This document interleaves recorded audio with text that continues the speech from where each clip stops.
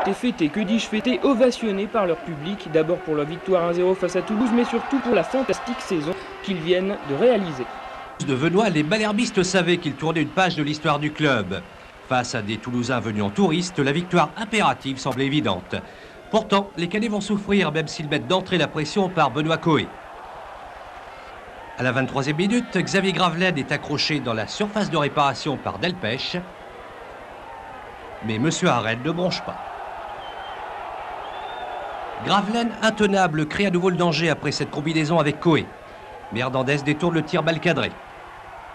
Cette flambée normande est suivie d'un avertissement sans frais pour Caen. Sur ce long dégagement de Fabien Parthès, Pavon s'échappe mais il croise un peu trop son tir qui frôle le but de Pétrins. Malgré une ultime occasion de Stéphane Paille qui frappe de la tête sur ce coup franc, le Stade Malherbe ne parvient pas à concrétiser sa domination, 0-0 à la mi-temps. Comme Montpellier mène à Monaco, les Canets doivent à tout prix marquer en deuxième mi-temps. Mais Ferrer fait une nouvelle frayeur au public avant une intervention déterminée, c'est le moins que l'on puisse dire, de Frédéric Pétrins. Ce nouvel avertissement réveille les malherbistes qui vont presser la défense toulousaine. Barthès détourne ce tir de Gravelaine. Sur cette relance de Franck Dumas, Michel Rio envoie une torpille à son tour. On retrouve Rio sur ce 1-2 avec Stéphane Paille. Barthès sauve encore une fois. Mais sur la remise en touche qui suit, Gorter lance immédiatement Benoît Coé qui frappe instantanément. 64e minute, c'est le but de la délivrance. Plus rien ne sera marqué durant les 25 dernières minutes malgré cette ultime reprise de Paille. Cette mince victoire 1-0 suffit au bonheur des Canets.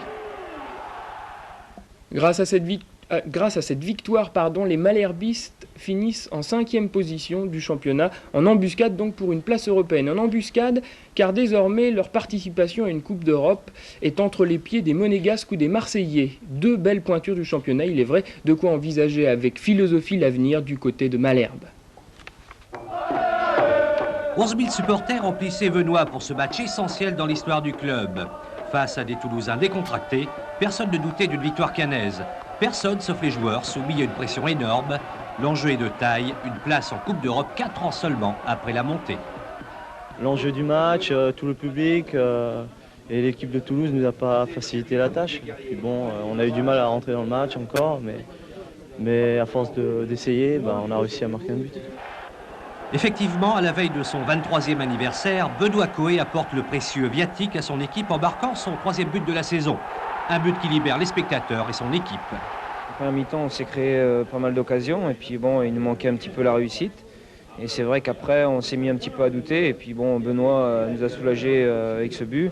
Et après, on s'est encore mis un petit peu à douter parce qu'on ne savait pas s'il fallait garder la balle ou s'il fallait continuer à jouer.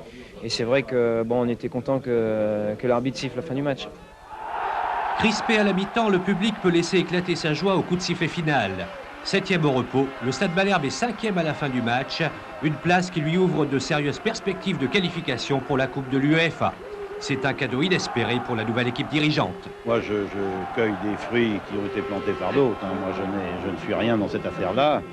Mais je vais essayer de gérer maintenant ce qui a été donné. Et on va surtout gérer financièrement. On va remettre définitivement en route ce club, si c'est possible maintenant.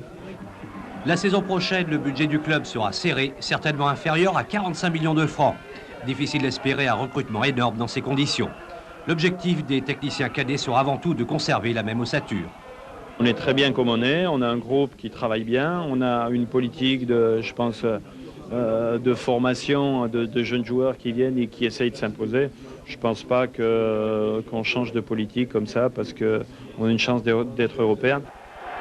Traduisez, pas question de faire des folies comme l'AS Cannes. Le club azuréen plonge dans l'enfer de la 2e division quelques mois après avoir goûté au paradis européen. L'exemple à éviter. Aura une petite chance d'être européen et quand sur l'ensemble de sa saison le mérite bien. Pavon a donné des sueurs froides à la défense et au gardien Canet. C'est au tour ensuite des joueurs de Jean Dupeux de se porter à l'attaque, mais la mi-temps intervient sur la marque de 0-0. Barthès fait encore apprécier son immense talent et c'est sur une remise en jeu que Benoît Coé, peu après l'heure de jeu, 65e minute d'un tir croisé du pied droit, marquera le seul but de la partie, permettant à Caen de vaincre Toulouse par 1.